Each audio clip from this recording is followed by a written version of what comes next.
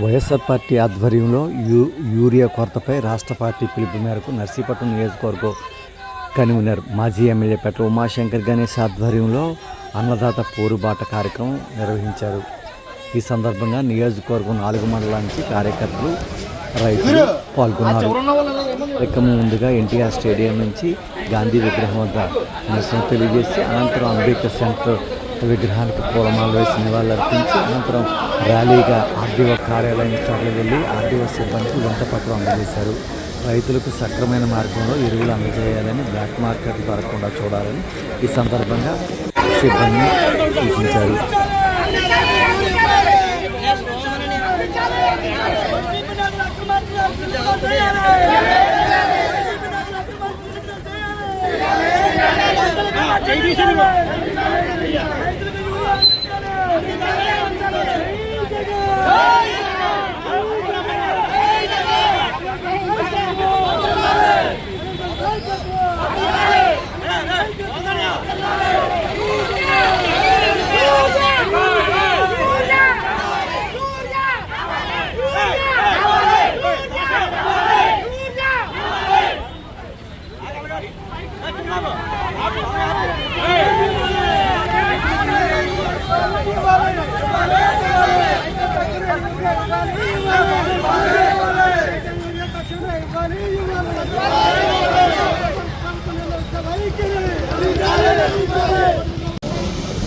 అందరికీ నమస్కారం అండి.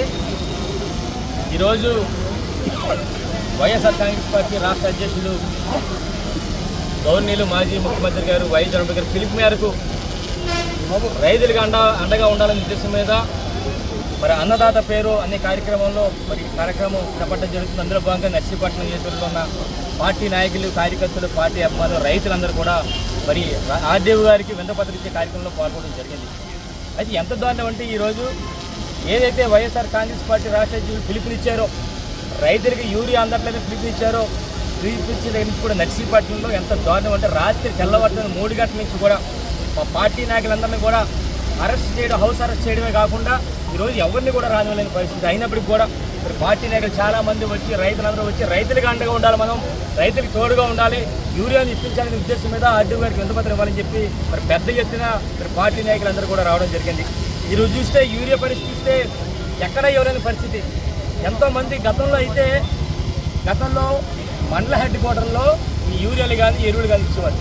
ఆనాడు వేల మంది మరి మండల హెడ్ క్వార్టర్కి వెళ్తుంటే పోలీసులు ఉండే పరిస్థితి. కానీ ఈరోజు సచివాలయంలో యూరియా బస్తాలు ఇస్తుంటే యూరియా బస్తాలు చాలక మరి అక్కడున్న రైతులు కూడా ఆందోళన చేస్తుంటే మరి సచివాలయంలో మరి పోలీసులు ఉండే పరిస్థితి ఈరోజు ఆ విధంగా ఉంది. అయితే ముఖ్యంగా చెప్పాలంటే గతంలో మీకు అందరూ తెలుసు, గతంలో జగన్మోహన్ గారు ఏం చేశారంటే రైతులందరూ కూడా ఇబ్బంది పడకూడదు, మరి మండల హెడ్ క్వార్టర్కి వెళ్ళకూడదు అని చెప్పి సచివాలయాలు ఏర్పాటు చేసి రైతు భరోసా కేంద్రాలు ఏర్పాటు చేసి అదే సచివాలయం రైతు భరోసా కేంద్రాల్లో రైతులకి ఏ అవసరం సరే ఎరువులు కానీ, యూరియాలు కానీ, ఏదికైనా సరే మందులు కానీ ప్రతిదీ కూడా ఇచ్చే కార్యక్రమం చేస్తూ రైతు భరోసా కేంద్రాలను నాడు ఏర్పాటు చేయడం జరిగింది. ఏదైతే జగన్మోహన్ గారు రైతు భరోసా కేంద్రాలను ఏర్పాటు చేశారో దాన్ని ఈ కూటమి ప్రభుత్వం మరి పేరు మార్చి రైతు సేవా కేంద్రాలుగా మార్చిన సంగతి మరి మీ అందరికీ కూడా గుర్తు చేయడం జరుగుతుంది. ఈరోజు చూస్తే మరి నర్సీపట్నం నియోజకవర్గంలో సుమారుగా 25,000 పైగా ఎకరాల్లో వరి వేశారు. మరి చూస్తే వరి వేస్తే సగం మందికి కూడా యూరియా ఇవ్వలేని పరిస్థితి. ఈరోజు ప్రతి గ్రామంలో కూడా సగం మందికి కూడా యూరియా ఇవ్వాల. రైతులందరూ కూడా ఎంతో ఇబ్బంది పడుతున్న పరిస్థితుల్లో ఈరోజు వారికి అండగా ఉండాలనే ఉద్దేశం మీద జగనన్న పిలుపు మేరకు ఈరోజు ఆర్డీఓ గారికి మరి వినతిపత్రం ఇవ్వడం జరుగుతుంది. అయితే ఒక్కసారి చెప్పాలి, ఈరోజు ఇంకో విషయం చెప్పాలి. జగనన్న ముఖ్యమంత్రిగా ఉన్నప్పుడు వైఎస్ఆర్ రైతు భరోసా అని చెప్పి ప్రతి ఒక్కరి ఖాతాల్లో వేసేవాళ్ళం. ఈరోజు చూస్తే వీళ్ళు వైఎస్ఆర్ ఆసరా కాకుండా అన్నదాత సుఖీభవన పేరుతో రైతులకు వేసామని చెప్తారు, కానీ సగం మంది రైతులు కూడా వేయలేని పరిస్థితి. ఆ రైతులందరూ కూడా గ్రీవెన్స్లో పెట్టుకున్నప్పటికీ కూడా ఈనాటికి కూడా రైతులకి ఆ పరిహారం అందలేని పరిస్థితి అని చెప్పి కొత్త ప్రభుత్వం చెప్పి సందర్భంగా తెలియపరచడం జరుగుతుంది. ఇక చూస్తే ఈరోజు ఆంధ్రప్రదేశ్ రాష్ట్రంలో ముఖ్యంగా నర్సీపట్నంలో అధికారుల పరిస్థితి ఎలాగుందంటే ఒక ఉదాహరణ చెప్పాలి. ఈరోజు చూస్తే సచివాలయ ఉద్యోగుల పరిస్థితి ఎలాగుందంటే చాలా దయనీయ పరిస్థితిలో ఉంది. ఎందుకంటే గతంలో మరి జగనన్న సచివాలయాల వ్యవస్థ పెట్టిన తర్వాత, వాలంటీర్ వ్యవస్థ పెట్టిన తర్వాత ప్రతి సచివాలయానికి కూడా 20 మంది వాలంటీర్లు ఉండేవారు. ఆ 20 మంది ఆ సచివాలయం ఉన్న ప్రభుత్వ ఉద్యోగులు కూడా ఒక 6 మొత్తం అందరు కలిపి మరి ప్రజలకు సేవ అందించేవారు. కానీ ఈరోజు మరి వాలంటీర్ వ్యవస్థ తీసిన తర్వాత 20 మంది చేసే పని వాలంటీర్ చేసే పని 6 చేస్తారు. అంటే ఎంత దుర్మార్గమైన పాలన అంటే ఈరోజు 6 20 మంది చేసే పని చేస్తారంటే ఒక్కసారి మరి ఈ రాష్ట్ర ప్రజలందరూ కూడా ఆలోచన చేయాలి. ముఖ్యంగా చెప్పాలంటే ఈరోజు ఏదైతే వర్క్ లోడ్ అవుతుందో ఈ సచివాలయ ఉద్యోగులకి మొన్ననే 6వ తారీఖున సర్వీసులు కూడా నిలిపేసి మరి ఈ ప్రభుత్వానికి మరి బుద్ధి చెప్పడం జరిగింది. ఇదే కాకుండా ఇదే సచివాలయ ఉద్యోగులతో రైస్ కార్డులు కూడా డిస్ట్రిబ్యూషన్ చేస్తున్నారు. అలాగే యూరియా డిస్ట్రిబ్యూషన్ కూడా చేసే పరిస్థితి మరి ఇప్పుడుంది. అలాగే ముఖ్యంగా సచివాలయ ఉద్యోగుల యొక్క బాధలు చెప్పుకోలేని పరిస్థితి, ఎవరికి చెప్పుకోలేకపోతున్నారు. ప్రభుత్వానికి చెప్పుకుంటే వాళ్ళు ఏదైనా చేస్తారని చెప్పి బాధతో తప్పక మరి వాళ్ళు పని చేయడం జరుగుతుంది. ముఖ్యంగా చెప్పాలంటే సచివాలయ ఉద్యోగులకి ఐఆర్ లేదు, పిఆర్సీ ప్రస్తావన కూడా లేదు. అలాగే గ్రామ సచివాలయ ఉద్యోగులు ఎలాగైతే ఏంటంటే గ్రామ సర్వేలుగా మారిపోయారు. ఏదో ఒక సర్వే, ఆ సర్వే ఈ సర్వే అని చెప్పి మరి సచివాలయ ఉద్యోగులు గ్రామ సర్వేలుగా మారిపోయిన సంగతి మరి మీ ద్వారా తెలియపరచడం జరుగుతుంది. ఇదే కాకుండా గ్రామ సచివాలయం ఇంజనీరింగ్ అసిస్టెంట్స్కి కూడా మరి సరైన ప్రమోషన్ ఛానల్ ఇవ్వలేక మరి ప్రభుత్వం ఉందని చెప్పి సందర్భంగా తెలియపరచడం జరుగుతుంది. అలాగే ముఖ్యంగా రేషనలైజేషన్ పేరుతో ఉద్యోగులు కుదించి గ్రామ సచివాలయ ఉద్యోగులనే లక్ష్యం చేసి మరి పని ఒత్తిడి పెంచాలి. ఈ విధంగా ఎన్నో ఇబ్బందులు మరి గ్రామ సచివాలయ ఉద్యోగులు పడుతున్న సంగతి ఒకసారి మీ అందరూ తెలియపడుతుంది. అందుకనే సచివాలయ ఉద్యోగులు అందరూ కూడా గుర్తుపెట్టుకోవాలి. మరి మీ పని ఎంత భారం ఉందో, ఎంత పని చేస్తారో మా అందరికీ తెలుసు. మరి ఏ విధంగా ఇబ్బందులు పడతారో మాకు తెలుసు. రేపు రాబోయే రోజుల్లో కూడా ఈ రాష్ట్ర ప్రజలు బుద్ధి చెప్తారు ఈ కూటమి ప్రభుత్వం అని చెప్పి సందర్భంగా తెలియపరుస్తున్నారు. ఇంకో విషయం చెప్పాలి, ఈరోజు ఇంకో అధికారులు ఉన్నారు. ఇప్పుడున్న అధికారులు ఇంకో అధికారులు, ఇదో వెరైటీ అధికారులు. మొన్నే చూసాం ఇక్కడ రాష్ట్ర తెలుగుదేశం పార్టీ నాయకుడు చంద్రకాల అయ్యన్న పాత్ర పుట్టినరోజు అయితే ఇక్కడ స్థానిక తహసీల్దార్ ఎంఆర్ఓ రామారావు గారు స్వామి భక్తితో రక్తదానం చేశారు. ఎంత దారుణం అంటే సార్, ఒక అధికారి ఉండి మండల మెజిస్ట్రేట్ అయ్యి ఉండి రక్తదానం ఒక తెలుగుదేశం పార్టీ నాయకుడికి చేయడం ఎంతవరకు సమస్య. ఆయన నిజంగా రక్తదానం చేయాలనుకుంటే ఓల్డ్ జయంతులు ఉన్నాయి, సీతారామ జయంతి మొన్న అయింది, మరి రేపు మళ్ళీ గాంధీ జయంతి ఉంది, ఎంతోమంది దేశ నాయకుల జయంతులు ఉన్నాయి, వాటికి ఇవ్వాలి. లేని పక్షంలో ఇక్కడ ఏరియా హాస్పిటల్ ఉంది, ఏరియా హాస్పిటల్కి వెళ్ళి దానం చేయొచ్చు. కానీ అంటే స్వామి భక్తి అయ్యన్న పాత్రుడిని స్వామి భక్తి ఆయన పుట్టినరోజు నాడు తెలుగుదేశం పార్టీ నాయకుడు అయ్యన్న పాత్రుడు పుట్టినరోజు నాడు మనం బ్లడ్ ఇస్తే మరి ఆయన ఈ 3.5 సంవత్సరాలు ఇక్కడ ఉంచుతాడు, అయితే ప్రమోషన్లు ఇస్తాడని చెప్పి ఇదొక అధికారి, వెరైటీ అధికారి. ఇంకో అధికారి అన్నారు మరి రూరల్ సిఐ గారు రేవతమ్మ గారు. మరి రేవతమ్మ గారు కూడా సేమ్ అదే స్వామి భక్తితో మరి ఏదైతే తెలుగుదేశం పార్టీ దగ్గర చింతకాలు అయ్యింది పుట్టినరోజున యూనిఫారంతో, పోలీస్ యూనిఫారంతో కూడా బ్లడ్ ఇచ్చారండి. ఎంత దారుణం అండి. మరి వాళ్ళు కూడా జయంతులు బోర్డు ఉన్నాయి, జయంతులకి బ్లడ్ ఇవ్వచ్చు. మరి ఇక్కడ ఏరియా హాస్పిటల్ ఉంది, ఏరియా హాస్పిటల్ ఇవ్వచ్చు. కేవలం మరి ప్రమోషన్ల కోసమో ఇక్కడ ఉండడం కోసమో ఈ విధంగా అధికారులు చేయడం చాలా సిగ్గుచేటని చెప్పి ఈ సందర్భంగా మీ అందరూ తెలియపరుస్తారు. ఇక చూస్తే అలానే వ్యవసాయ అధికారులు, ఈరోజు వ్యవసాయ అధికారుల పరిస్థితి ఎలా ఉందంటే మరి గ్రామాల్లో మరి రైతులందరూ కూడా యూరియా బస్తాలు పడుతుంటే యూరియా బస్తాలు లేక వాళ్ళకి సమాధానం చెప్పలేని పరిస్థితుల్లో ఈరోజు వ్యవసాయ అధికారులు అందరూ కూడా ఉన్నారని చెప్పి అంటారు. ఈ కారణం ఏంటంటే కలెక్టర్ గారు ఒత్తిడి తీసుకొచ్చి రైతులందరికీ కూడా కొంచెం అరకొరగా ఇచ్చి మరి వారందరూ కూడా తప్పుడు లెక్కలు ఇచ్చి అందుకే రైతులందరూ కూడా ఇచ్చే విధంగా చేస్తున్నట్టుగా మరి కలెక్టర్ గారు ఒత్తిడి మేరకు చేస్తారు.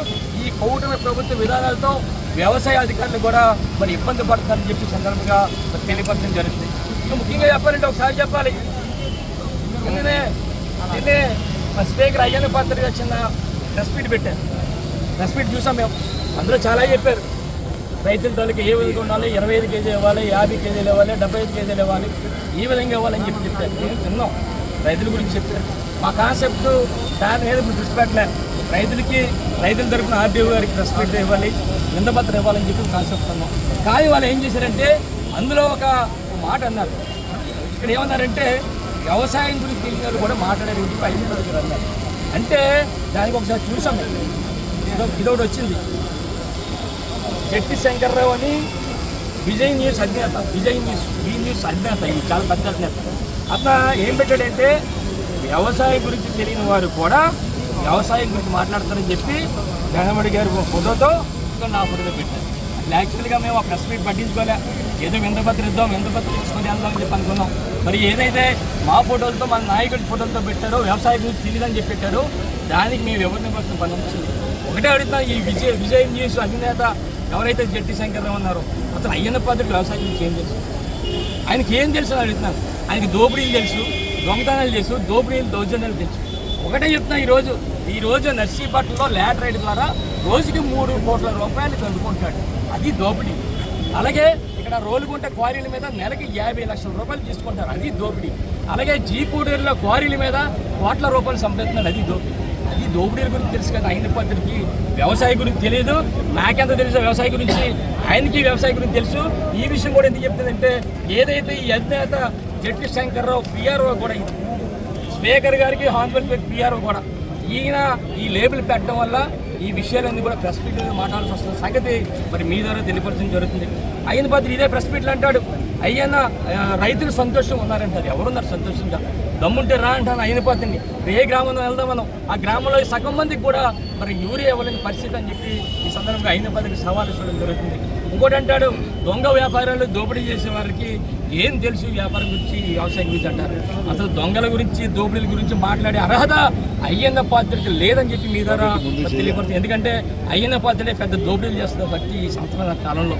అయితే ముఖ్యంగా ఇంకోటి అంటాడు, అయ్యన్న పాత్రకి ప్రెస్ మీట్లో మాట్లాడుతూ అంటాడు రైతు భరోసా కేంద్రాలు అంటాడు. అంటే ఇది రైతు భరోసా కేంద్రాలని ఈ కూటమి ప్రభుత్వం వచ్చిన తర్వాత రైతు సేవా కేంద్రాలుగా మార్చిన సంగతి కూడా అయ్యన్న పాత్రకు తెలియదంటే, ఆనాడు జగనన్న రైతు భరోసా కేంద్రాలు పెట్టిన పేరు స్పీకర్ గుండెల్లో కూడా ఉండిపోయింది. అయితే గత ప్రభుత్వంలో రైతులకు ఏం చేశారంటాడు అయ్యన్న పాత్రుడు. రైతులకు ఏం చేసాం, రైతుల దగ్గరికి వెళ్ళి అడగండి. ఏ విధంగా రైతు భరోసా కేంద్రాల ద్వారా ఎంత సేవలు అందించామో ఒకసారి అడగని చెప్పి అయ్యన్న పాత్రని కోరడం జరుగుతుంది. రాష్ట్రాన్ని సర్వనాశనం చేశారు, అప్పులు పాలు చేశారంటాడు అయ్యన్న పాత్రుడు. ఒకటే చెప్తా, ఈరోజు అప్పుల గురించి మాట్లాడే అర్హత మీకు లేదంటున్నాను. ఈ సంవత్సరాల కాలంలో ఈ రాష్ట్రంలో 2 లక్షల కోట్ల రూపాయలు అప్పు చేసిన ఘనత ఈ కూటమి ప్రభుత్వం అని చెప్పి సందర్భంగా తెలియపరచడం జరుగుతుంది. ఇంకోటి అంటాడు అయ్యన్న పాత్రుడు, ఇక్కడ ఋషికొండ దగ్గర మన విశాఖపట్నంలో ఒక ప్యాలెస్ కడితే దాన్ని ఏమంటాడంటే మెంటలోడ్ కట్టిన ప్యాలెస్ అని చెప్పి అంటాడు. మెంటలోడ్ కట్టిన ప్యాలెస్ అది మెంటల్ హాస్పిటల్కి పెట్టాలి. అక్కడ ఆ మెంటల్ హాస్పిటల్లో ఆయన జాయిన్ చేయాలని చెప్పి ఒక తప్పుడు ఆరోపణ చేస్తారు. ఒకటే చెప్తా ఆయన బాధకి, నిజంగా ఆ ప్యాలెస్ని మెంటల్ హాస్పిటల్ కానీ చేస్తే మొదటగా నిన్నే మెంటల్గా హాస్పిటల్లో జాయిన్ చేయాల్సిన పరిస్థితి వస్తుందని చెప్పి జరుగుతుంది. ఇంకోటి అంటాడు, టీచర్స్ మోసం చేశాడు జగన్ అంటాడు. ఒక టీచర్స్ అందరం కలిసి అడగండి, టీచర్స్ ఎంత ఇబ్బందులు పడుతున్నారో, మీరు ఇచ్చిన వాగ్దానాలు ఏ విధంగా నెరవేరుతున్నారో ఒకసారి చూడండి. టీచర్స్ ఎంత చేదరించుకుంటారో తెలుసుకోవాలని చెప్పి సందర్భంగా తెలియపరచడం జరుగుతుంది. అలాగే పెన్షన్లు ఆఫీసం అంటున్నారు. పెన్షన్లు జగనన్న ప్రభుత్వంలో ఎవరు ఆపలేదు. పెన్షన్లు ఒకవేళ కానీ టెక్నికల్గా ఒక నెల ఆగితే 2వ నెల పెన్షన్లు ఇచ్చే ఘనత ఆ రోజు జగన్మోహన్ రెడ్డి గారు. ఈ రోజు పెన్షన్లు చూస్తే పరిస్థితి వందల వేల మంది ఈ రోజు నర్సీపట్నంలో 100 మంది ఆపేశారు.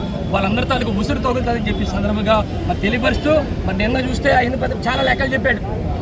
ఏం చెప్పాడంటే నర్సీపట్నంలో సుమారుగా 10,750 హెక్టార్లు ఉంది. దానికి 26,875 ఎకరాలు, అది 2,015 టన్నులు సరిపడుతుంది. దానికి మేము ఆల్రెడీ మరి 1,500 టన్నులు ఇస్తామని చెప్పుకుంటాడు. ఒకటే మీ ద్వారా ఈ నర్సీపట్నంలో రైతాంగానికి ఒకటి చెప్తా, ఈరోజు ఏంటంటే మన రైతులందరికీ కూడా ఇవ్వాల్సింది 2,015 టన్నులు వరికి సుమారుగా 26,875 ఎకరాలకి 2,015 టన్నులు ఇవ్వాలి. దీనికి తోడు ఒక వరే కాదు, ఈరోజు రైతులందరూ కూడా చేసుకుంటుంది జీడి తోటలు, మామిడి తోటలు, పామాయిలు, అరటి, వెజిటేబుల్స్, గడ్డి, కొబ్బరి, ఇలా సుమారుగా ఇంకొక 20,000 ఎకరాలు ఉన్నాయి. అంటే మొత్తం కలిగితే దానికి కూడా 2,000 టన్నులు అవుతుంది. అంటే సుమారుగా ఈ నర్సీపట్నం నియోజకవర్గంలో రైతులకు కావాల్సింది 4,015 టన్నులు. దానికి మీరు ఎంత ఇచ్చారు? 1,500 టన్నులు ఇచ్చారు. అది కూడా రాతపూర్వకం ఇచ్చారు తప్ప 1,500 కూడా ఇవ్వలేదు. అంటే ఇంకా ఈ నర్సీపట్నం నిధుల్లో రైతాంగానికి 2,515 టన్నులు మరి ఇంకా మీరు యూరియా ఇవ్వలేవు. యూరియా ఇవ్వకుండా ఈ రైతాంగాన్ని మోసం చేస్తారని చెప్పి సందర్భంగా మరి తెలియపరచడం జరుగుతుంది.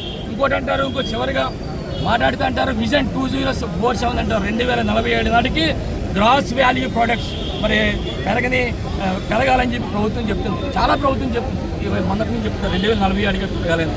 కనీసం 266 రూపాయల 50 పైసలు యూరియా బస్తా, అది కూడా ఈ రైతులకు ఇవ్వలేదు. మీరు మరి ఎక్కడ 2040కి డెవలప్ చేస్తారని చెప్పి సందర్భంగా తెలియపడుతుంది. అందుకని ఈ రోజు నర్సీపట్నంలో మరి రైతాంగానికి అందరూ కూడా అన్యాయం జరిగింది.